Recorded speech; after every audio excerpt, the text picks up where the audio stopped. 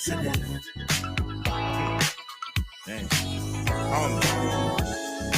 Fuck your agenda, you ain't a real one, you's a pretender. See, this ain't about gender, this ain't shit but a fender bender. So why you acting all tender, acting like Karen, Sharon or Linda? Nigga, facts over feelings, fuck your feelings, we ain't the villains. And this ain't a drill, gotta keep it real, fuck how you feel.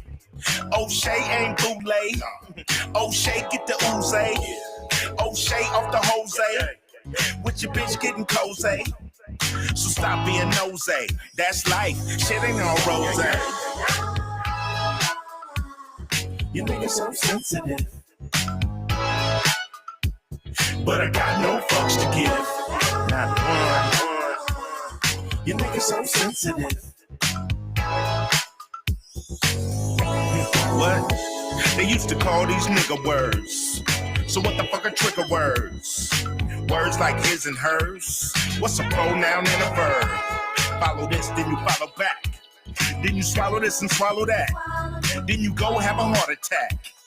And don't blame it on the facts. I put it on wax. Some blacks hate when you talk about facts. But you can talk about racks, you can talk about twerking, but not a nigga working. Everything ain't urban, just like this motherfucking whip that I'm swerving. So here's what a hoe should know. Don't be so emotional. You niggas so sensitive, but I got no fucks to give, not one. You niggas so sensitive.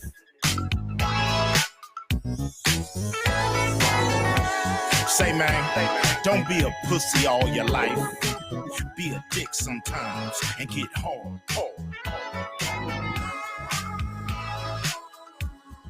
You niggas so sensitive. Yeah. Why you acting like that, man? Acting off. You niggas so sensitive. You ain't supposed to be acting like that, man. All in your feelings. You niggas so. Hey, it's Soleil, and this is episode 291 of the Orange Pill Investor. Somebody give me a signal in the chat that the frickin' video is actually working. Yesterday I went live quick and it didn't work. So, hoping I don't have technical difficulties today. I see K4 in the chat. Can you actually hear what I'm talking about? What's up, Damien? So I'm trying a couple of things today. Today I want to talk about the dip, obviously. Appreciate it. Thanks for the response, K4. So I'm trying to, besides just obviously the dip and how to take advantage of the dip, unfortunately, I don't think I'll be adding too many positions because Tasty decided to give me the old margin call.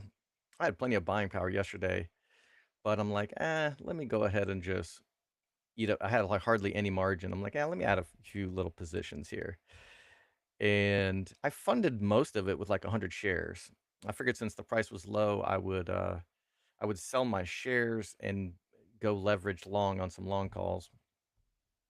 Instead, however, when I woke up this morning, Tasty apparently did not like that very much, which is a fine ass thank you because I just posted Tom Sosnoff's interview with Pomp. I was stoked. He's basically, if we have an NFL coaching tree, basically I studied under him. Not directly, I never met him in life, but I watched hundreds of the Tasty Trade videos. I don't know, maybe 1,000 at this point.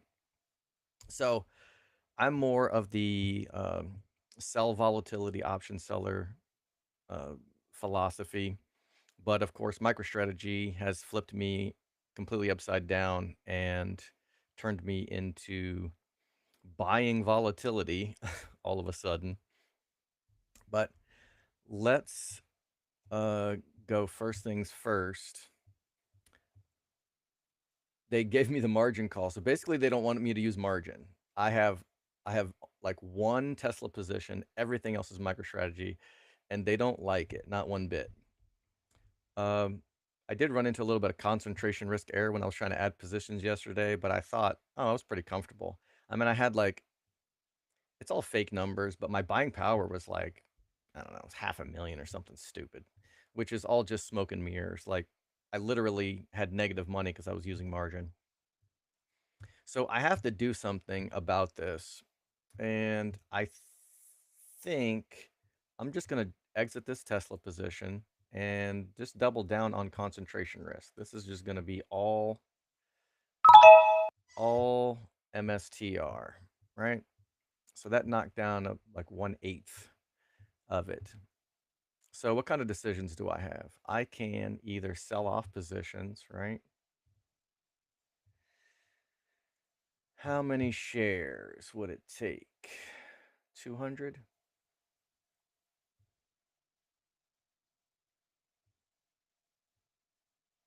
Why do I not have? Oh, I'm trying to buy Tesla. That's dumb. I thought I clicked MicroStrategy and I want to sell. So, dumping that, it's hilarious. So, it's going to give me an $86,000 credit, which totally makes sense. That's, the exact share price. So, that should dig me out of my $57,000 margin call hole. But it's not just going to give me the 57,000 back or the 86,000. Now they're going to say I'm okay to be on margin again. Freaking liars. Um, oh, that was new Ice Cube, by the way. My buddy put me onto that, so that was a special request. And he said he likes tracks 2 and 3. I can't remember. There was one of the collab tracks. I can't remember if it was 6 or 7. I thought it had the hardest beat so far. I'm about halfway through that one, but that one was a collab, so it wasn't just Ice Cube rapping on that one. But that does bring up a good question. Why are y'all so sensitive? Why is that? Anyway, so this, I could give myself just dig myself out of a margin call by selling off 200 shares. That would also give me about 30 grand worth of buying power to load up on some more leverage. But let me see if I want to try that little sneaky trick somebody told me about. And I'm just going to go down here to the $50 puts for June. And these will basically protect me all the way through June, and they're 210 days to expiration. So I could treat these like long calls. I always buy long calls greater than 90 days to expiration. Kind of always. I did YOLO into the January long calls and kind of broke that rule, I suppose. But I could do the same thing with the puts. I mean, all the principles are the same. The farther out in time you go, the lower theta is. So I could hold on to this for 3 or 4 months, and just buying one of these, right, only cost me 180 bucks, but it's going to get me 4,600 in buying power. So my assumption, let me just see what happens. I'm just going to buy one. If I have to turn it right around and sell it, it's not that big of a deal, right? So let's check my margin call first. Margined 57,356, basically 57,400. So let's buy one. This trick worked right before earnings. So yeah, so my margin actually went up. I'm because I made a purchase, so I'm actually borrowing more from them, but my buying power increased by like 4 grand. So let's just do that again, and we might as well get like a lot. I can't remember if it was a lot, 10 or 20. So let me get 19 of them. Try to pay a little bit under the mid price.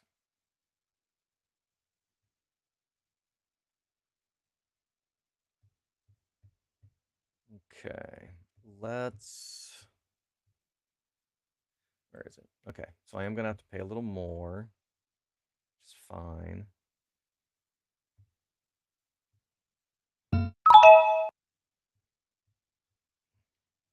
All right. So no more margin call.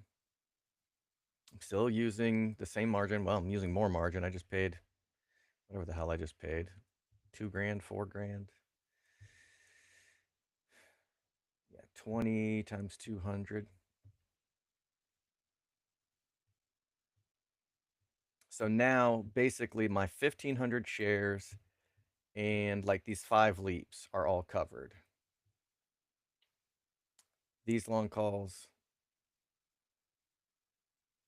Wait, why do I have 20 June? Oh, these are the puts I just bought. I got confused. I'm not used to seeing puts. I got a long line of C's and 1P. And then, all of this stuff is uncovered. All of these long calls. Maybe not that one. That's part of the spread. There we go. All that stuff. Okay, so the other thing that I'm doing, I'm actually sharing my other screen. There's a bunch of people that were complaining about the resolution, like they can't read this stuff. And to be completely honest, without my glasses, I couldn't read it either. But I was sharing my laptop screen, and I have a second monitor that's a little bigger.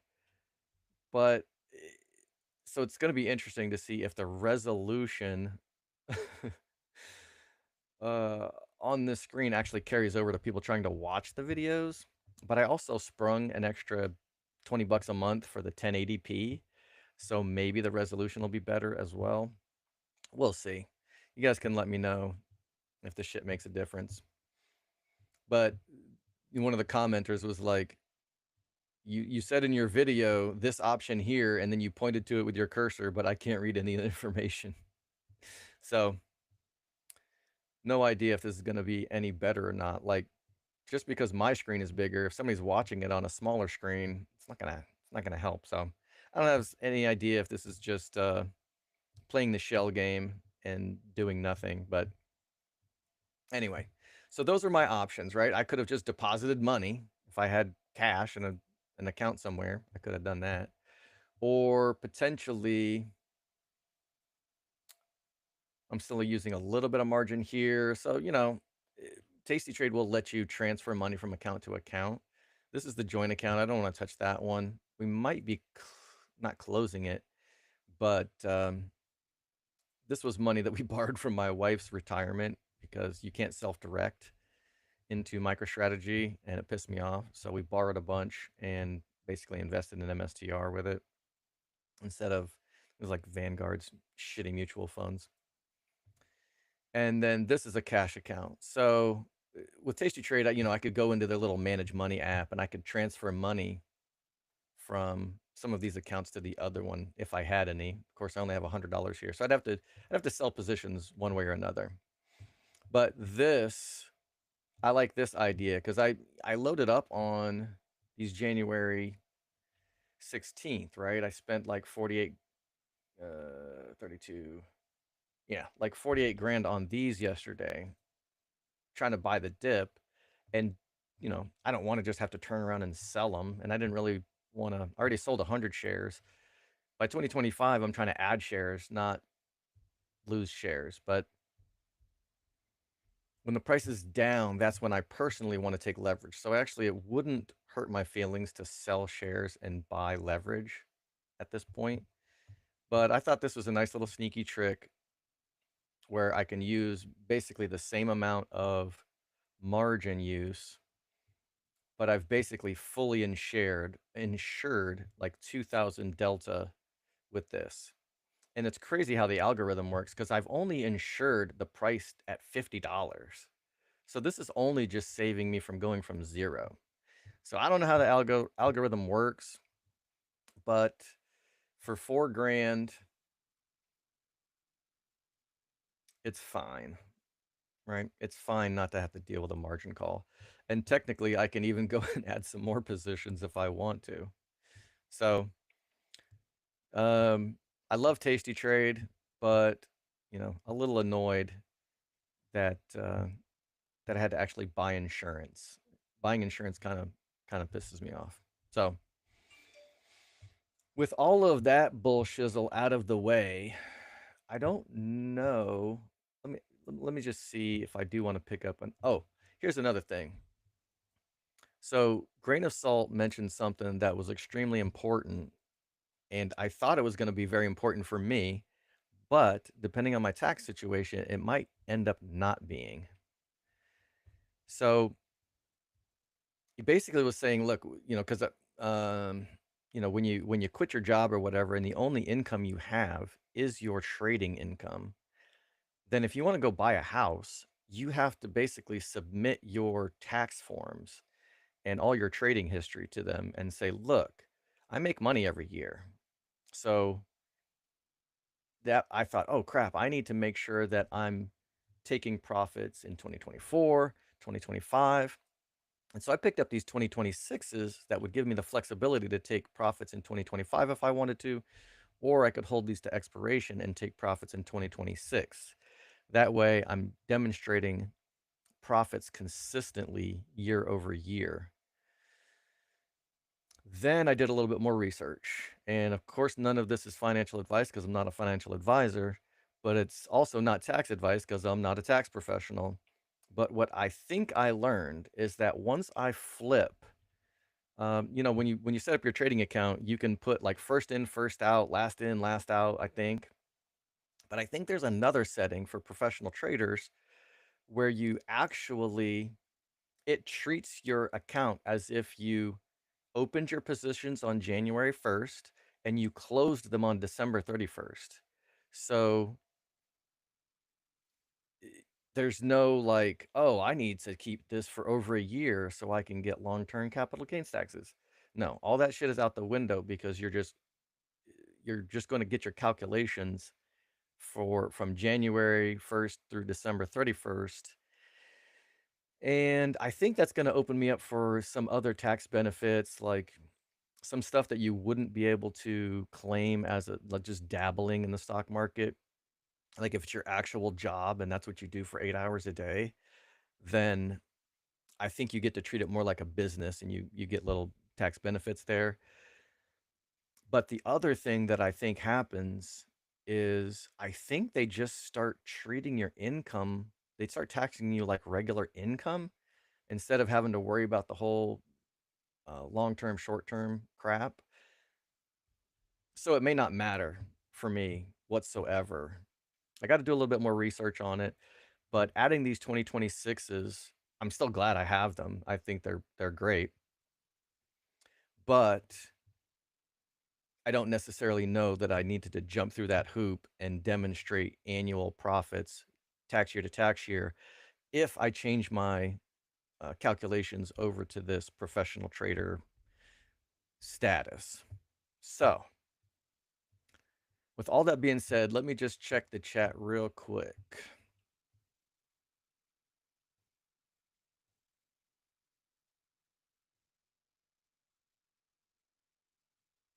You said, I met him last week in Dublin. He's even more fun in real life. Are you talking about Pomp or Tom? Oh, Tom. Holy shit, Tom from Tasty Trade. Dude, that is awesome. I actually, he said he gets up in the morning. He said in that interview, he gets up in the morning and he like, that's when he feels the freshest. So he just responds and responds to emails. I actually emailed him and he responded. And I was kind of like, I wonder if that's just his handler. Like, he has somebody answering his emails. But I really liked that Rising Star segment, and I thought, I emailed him. I'm like, someday I'm gonna be on get interviewed on your Rising Stars episode, and he's like, hey, I'm rooting for you, whatever. And then like a year later, 2022 hit, and I shit the bed. My account just got wrecked. So that put a cigarette butt out on my hopes of getting interviewed on Rising Stars. But maybe I have a chance again. But yeah, that would be cool to meet him. Russ says, looks like Buffett bought some MicroStrategy bonds. Oh, and then never mind. K4, what do we think about this news? The chat feature doesn't really let me. I guess I could copy and paste this into a browser here. Okay, but it says CBOE to launch the first cash settled options product related to spot Bitcoin beginning Monday, December 2nd. No shit. That's different than IBIT options? Let me see if I can follow this link.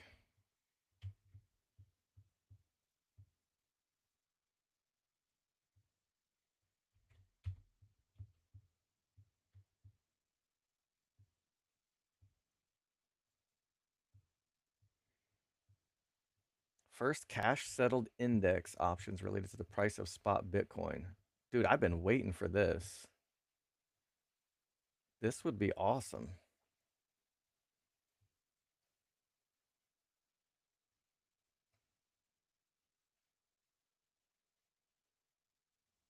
Interesting.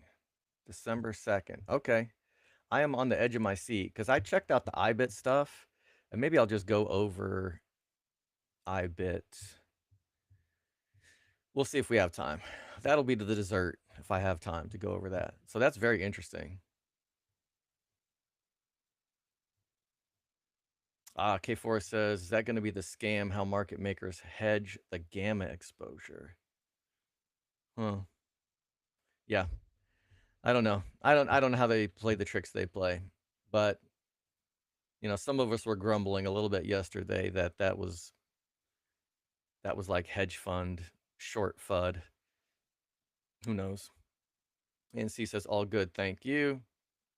Matthias says, is it a settlement time issue like from the sold shares? I don't think so, because the settlement is only the difference between 60 and 6,000. So the only part that's getting settled is the 6 grand that I literally just purchased today, probably.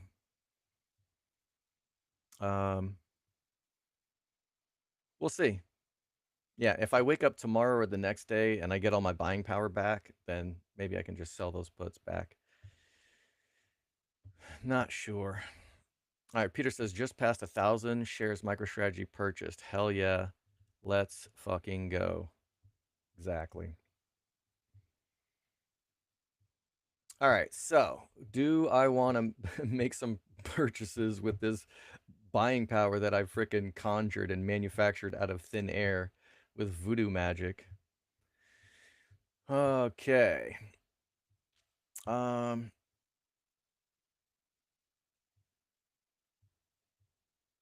Let me just take a look at this call debit spread first. I bought these for like 700-800. Let's just see what they close for. Barely a little bit of profit. Yeah. I think I could have doubled or tripled up on these. I peeled off enough that the worst I can do is break even. So I'm just gonna hold the line on these.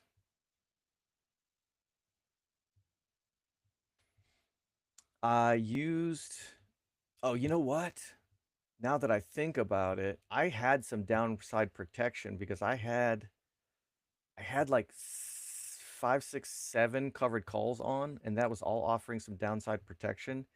So now once I dumped those covered calls, I wonder, you know what?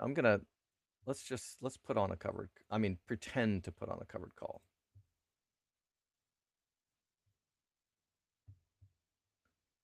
I'm not going to go through with it, but let's just say I'm throwing in, it doesn't even matter because I'm going to cancel it, but I'm going to throw in a 6. No, that shouldn't be it, because this isn't giving me an increased buying power effect versus the credit. I thought maybe I was going to see like, this is going to cost me 7 grand, but my buying power effect might be like 10 or 14. Like if they're saying, oh, you're adding some downside protection here, so we'll give you a free pass for having irresponsibly long tendencies and just having an account full of MicroStrategy and nothing else in it. But that's not the case. So I thought maybe that would explain it. That ain't it. And maybe I won't push the envelope in this account since I'm already using a ton of margin, but I'm only using, nah, but this account's not big enough to absorb a large play. So this is the one that Climbed the Ladder was talking about the other day, and I went ahead and jumped into it. It's this call debit spread here. And there's a bunch more strikes available. So I'm tempted to just jump right back in to this one. And let's see if I sell the 1080. Actually, I don't even think I have to go that high. Let's go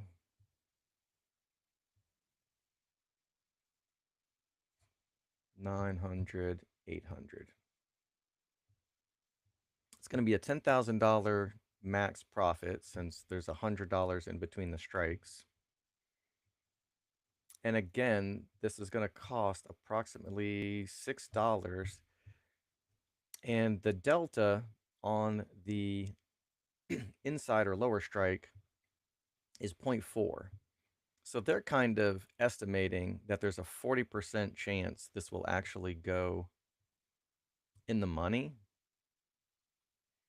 And if that's the case, then this should cost 40, not 6.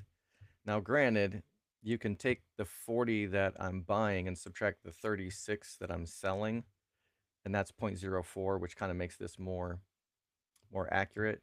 But you actually start making money past the past the break even, which is just what you paid for it plus the lower strike. So the break even on this thing would be, if I bought it for 6, would be 806. So it doesn't even have to go to 900 just to profit. It has to go to 900 to collect max profit. But I think, you know what, let's arrow it down and see how cheap I can get it though. What's the highest strike? That didn't get any cheaper, did it? Let's go 800, 900. Okay, that got a little cheaper. But I don't know that that's worth even bothering with. I even, where'd it go? Okay. You know, obviously if it's a closer strike, it's easier to get to that number. So let's go, scrolling all over the friggin' place. Let's do 800, 900. Which ones do I have now? I've got 660, 760. So how many of these do I want to add? 10 would be like 6 grand. So I don't need to go too crazy. Let's just add like, you know what? Let's just a little nibble. I'm going to do 2 of these. That way I can close one for double if it goes up. I'll close one for double, and I like that because that's then the worst I can do is break even. So let's try to pay a little bit. And I looked at some earlier too. You know, just doing a $10 wide is so cheap. But if you look here, the bid ask spread is so jacked up, it might be hard to get fills here. So, you know, I could get 10 of these, or I could just buy one of these. All right, let me try 550. Wait, I thought I chose, okay, so I'm trying to get 550 debit. Oh yeah, okay, so it's going to reduce my buying power by 700, even though it's only going to cost me 550 for some reason. Okay, I did not get a fill and did not expect to. Oh, but you know what? I was going to do 2 of them. Is it going to let me increase the number? No. Okay, let's just clear it and start over. I'm going to buy the 800, sell the 900. Results in a debit. Let's do 2 of them. Let's try to just get it for 6.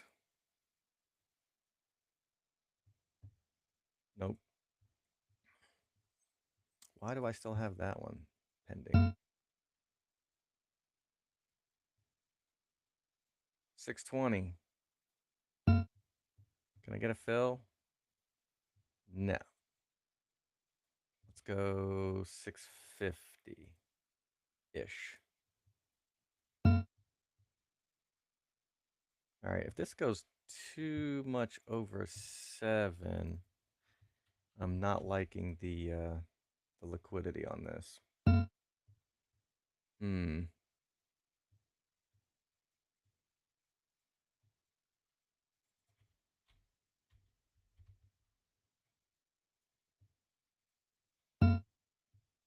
All right, 750 is as high as I'm going to go. And otherwise, if this is too much trouble even getting a fill, then I'm a little bit worried about getting a fill to exit the trade, even if it's profitable. So I'm just going to let that sit there, as a matter of fact. This will either fill or not, but I don't want to go too crazy with this and overpay if the market's not being liquid for me.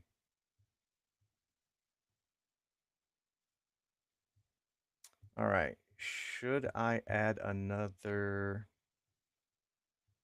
long position, something cheap, like in January? It's going to cost me all the way at the top of the chain. 5 grand? Yeah. Interesting.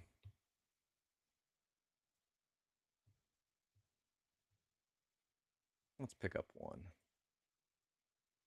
I can't help but buy the dip here.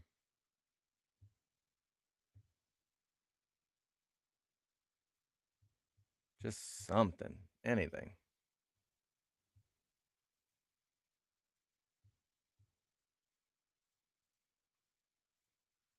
Walk up the price a little bit.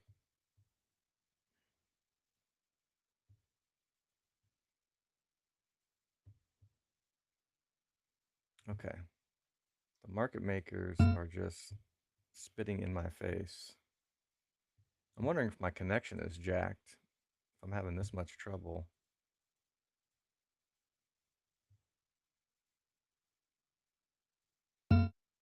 Getting a fill.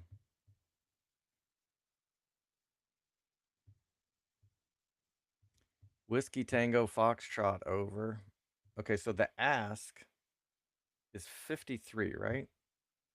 So if I literally smash the ask, okay.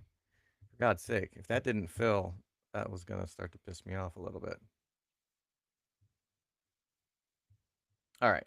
Added one position. Kind of just can't help myself on a dip. Not that it can't dip again. Like, I mean, it can go to I'm not a big TA guy, but support is like 270. Oh, I'm sorry. No, support is probably 380, which is why we bounced off of it. So we got multiple points of we've got previous resistance and we've got support here for 370, 380. But below that, it's like 320. And if it drops below 320, it's 270, which would be fucking brutal. I don't know what I'd have to do to rescue my buying power at that point. It might get ugly. So let's just check. Do I have anything expiring today? No, nothing else to do here. The IRA. I think I didn't get here in time to close something. I don't know if it was in this account. It might have been on one of my other 2 accounts. But these covered calls are getting wrecked. Nothing really for me to do here. Even this one is getting wrecked, even though it's not at 450.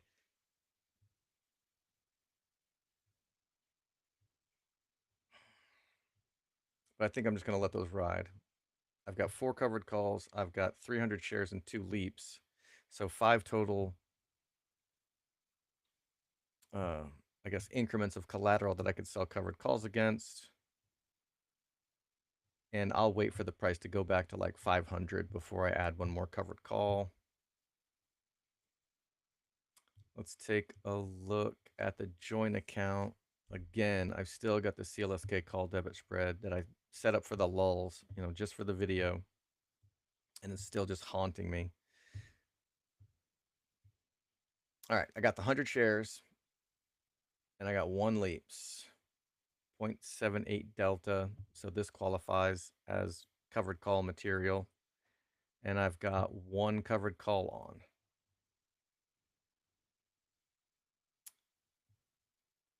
Really? I went all the way out to... Wait, no, sorry, this is a long call.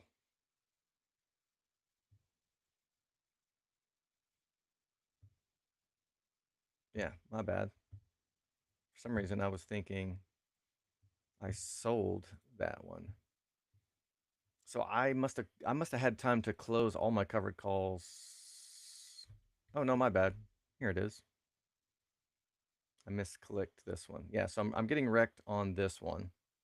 Sold the 450 for 1400, and if I wanted to buy it back today, I'd have to pay 10 grand. So I'll probably do nothing here and just let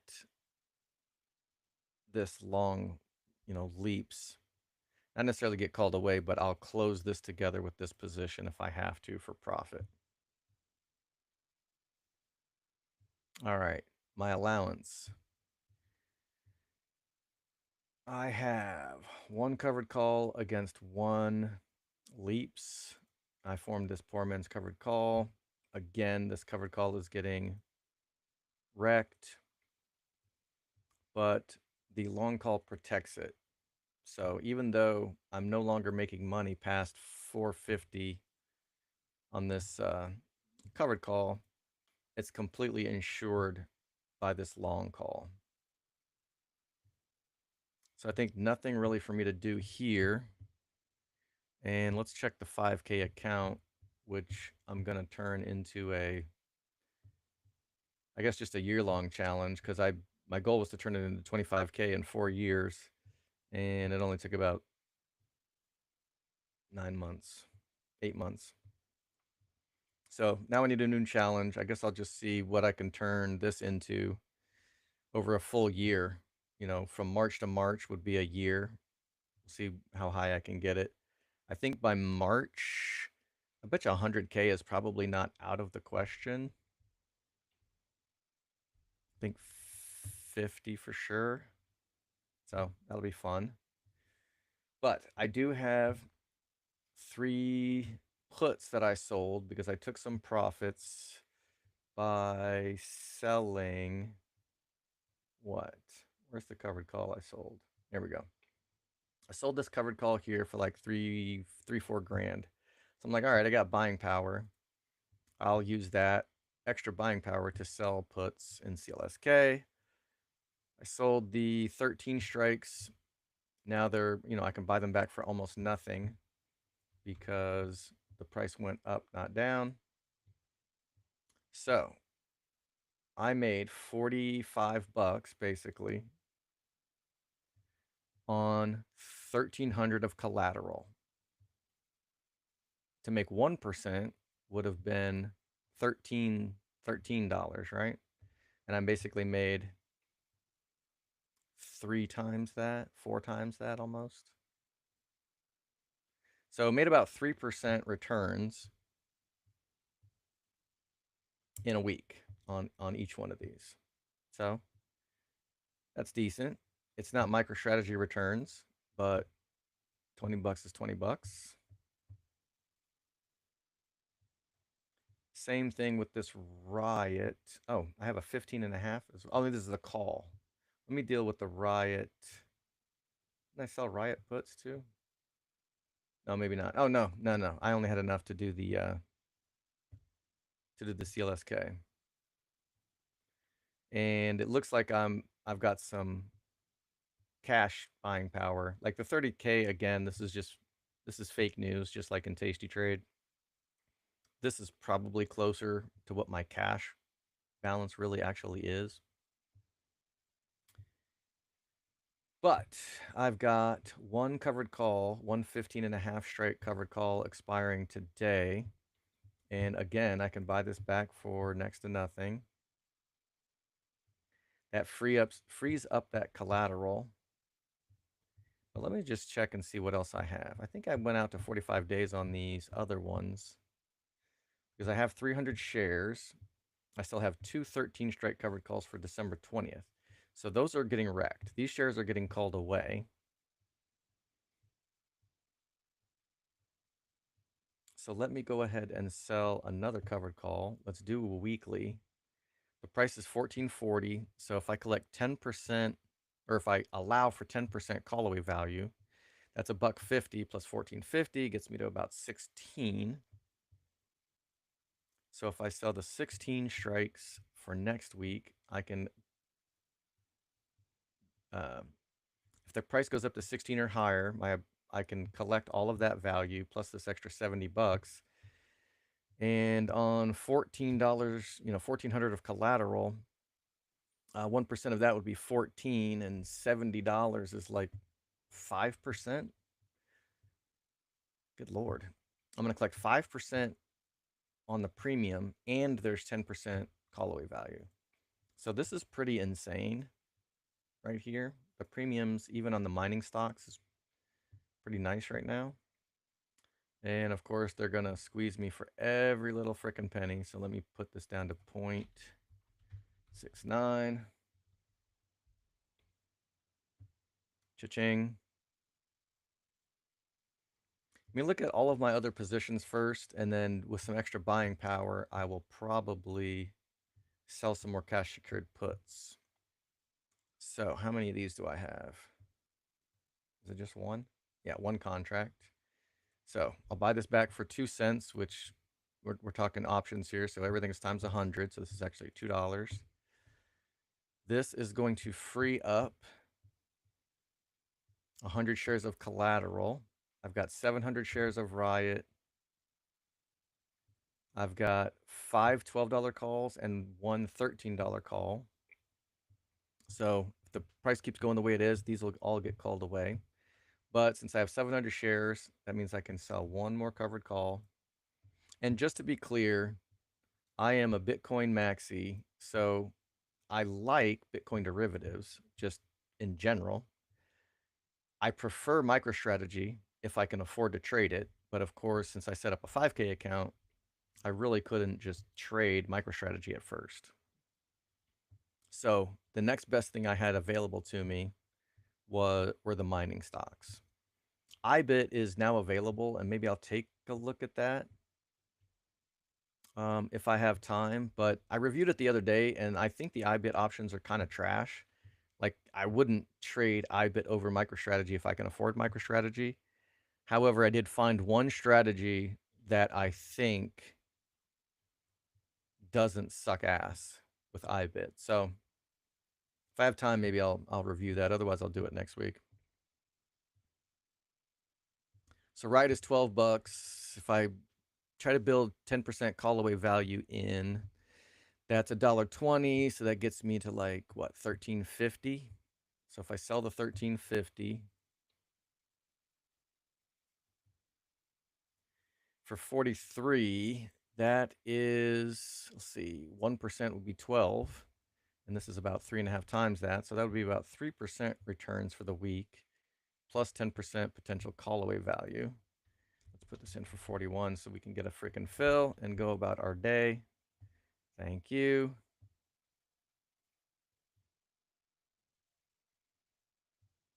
All right, I don't have anything else that expires today, so that's good. Let's check the buying power because I closed 3 CLSK puts. And when does my covered call expire? December 27th. Yeah, plenty of time left on that. No need to do anything there. So let's take a look at CLSK and let's sell some more puts for next week. I'm expecting my other shares to get called away, so I need to start running the other side of the wheel. I like to sell at the money cash secured puts for the most premium if I don't mind owning the stock. If the stock drops 50 cents, then I'll just own it at $14 a share. Completely fine with that. Again, this 10K buying power is a big fat lie. But I sold and bought back 3, and I gained a little bit of money selling covered calls, right? So I should be able to afford 3 of these again without getting myself in too much margin risk. All right, let me try to get paid a little bit less. Let's go 1 point, wait. The mid price is 0.99, so let's try to get 0.97. Probably could have got 0.898, but there we go. We got fills. All right, so let's check my buying power and see if it's telling me that I'm using margin. Let's refresh. I don't know if that's true.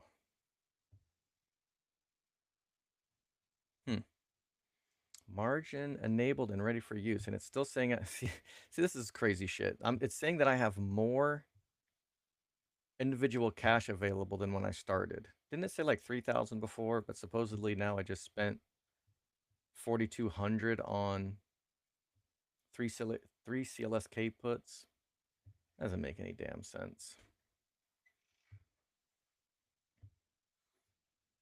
All right, let me check these chats real quick, and then you know what? I'll do the IBIT.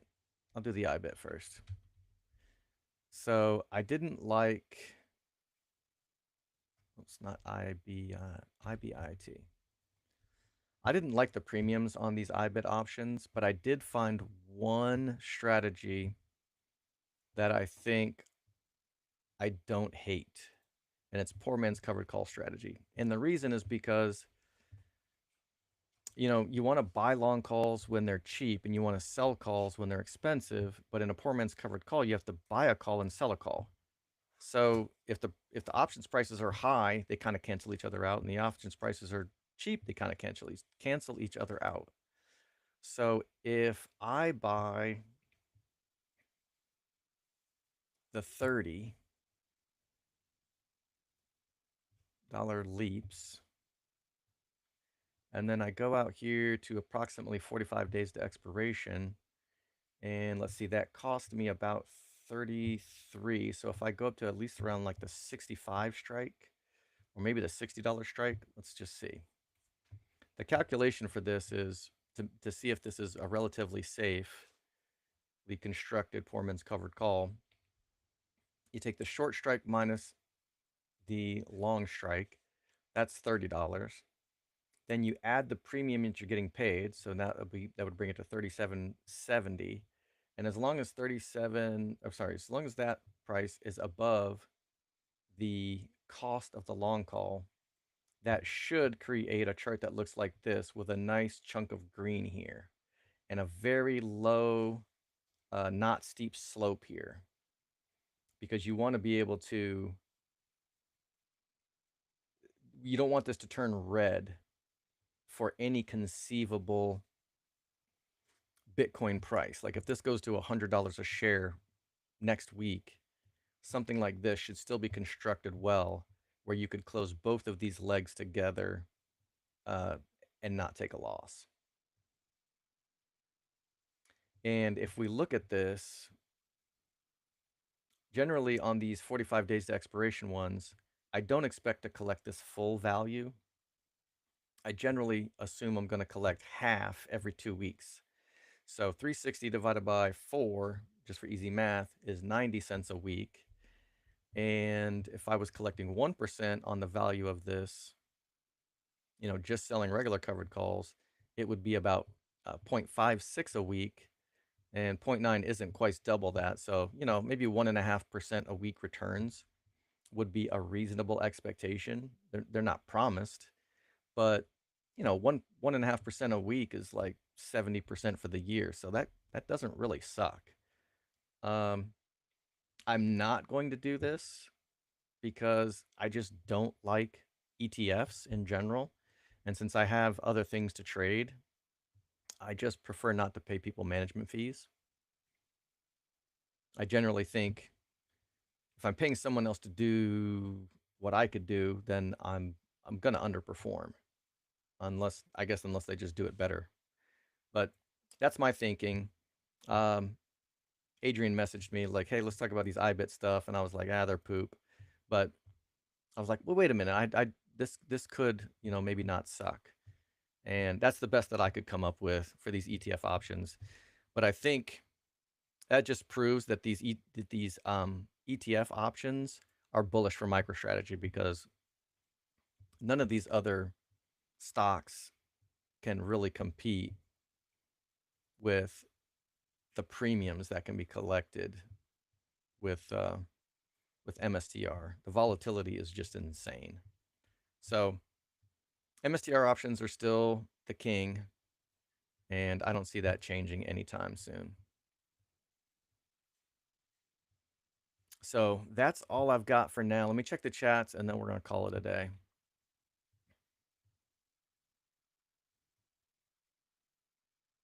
All right, Yup says, do you see a call repricing if Saylor announces a massive Bitcoin buy again on Monday? Do you mean repricing of the call prices, or just that the stock will move? Because I've even said this myself. Like, I woke up and the call prices were like up 50% from the day before, and I was like, holy shit, did they reprice the options? But that's not really the way to look at options prices. Options prices are no different than the stock prices. If I want to buy shares of MicroStrategy,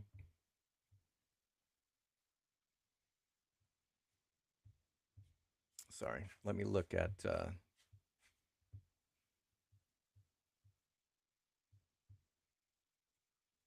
right. If I want to buy, the bid and ask spread is from 438.26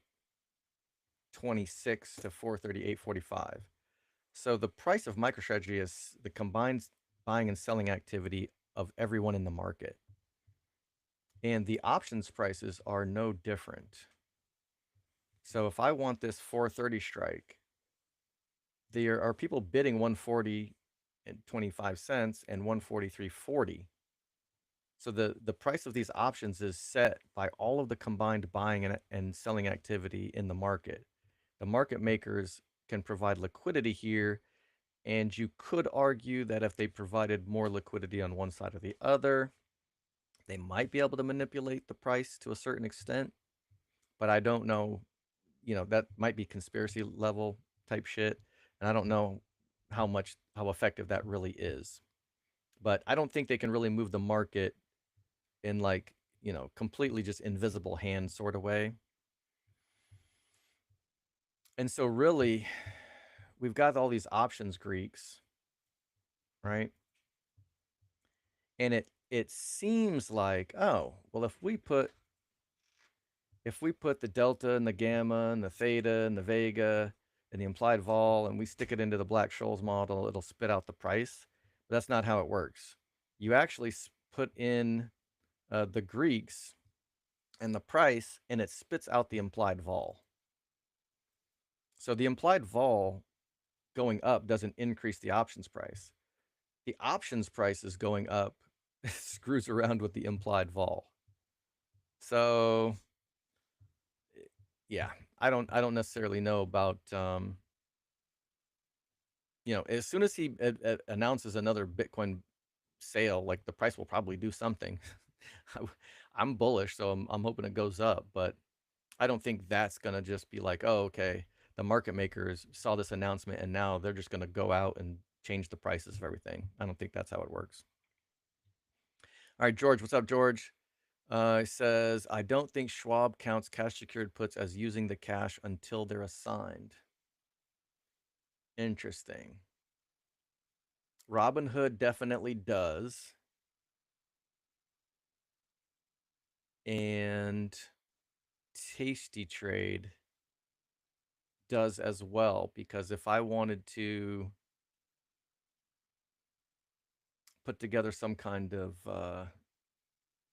credit spread with a cash secured put, like a put credit spread, I definitely get charged the collateral for that put, plus another little fee for however much the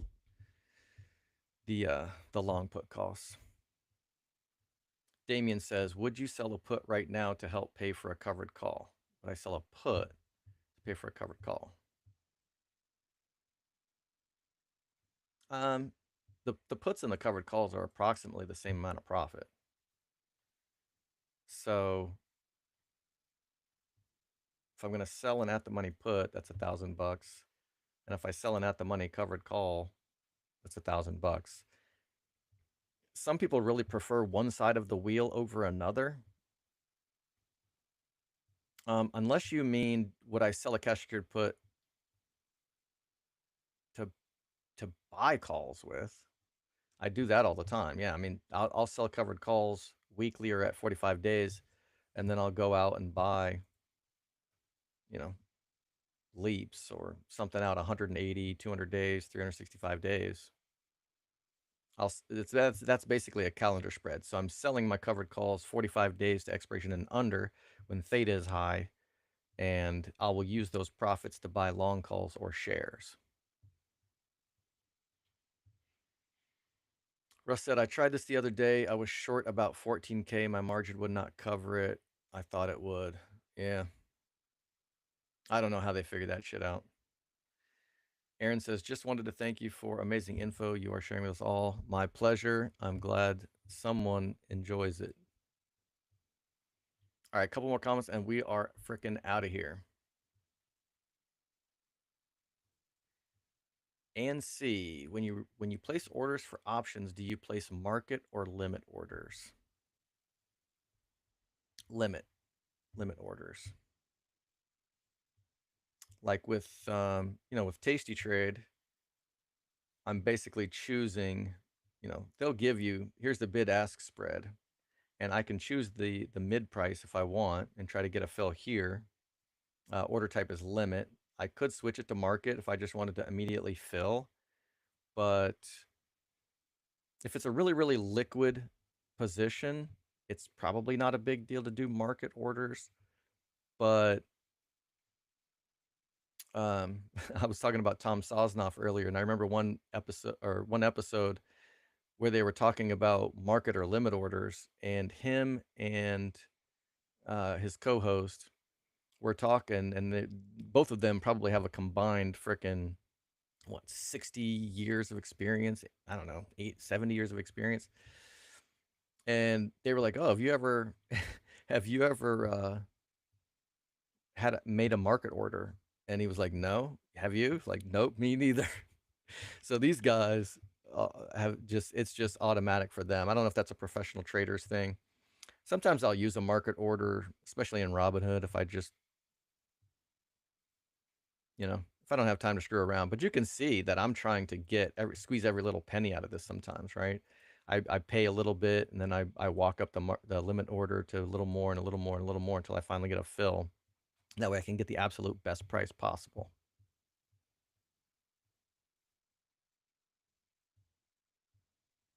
All right. That is the last question. And thanks for tuning in, everybody. I'm glad the frickin' screen share actually worked this time. So be good, y'all.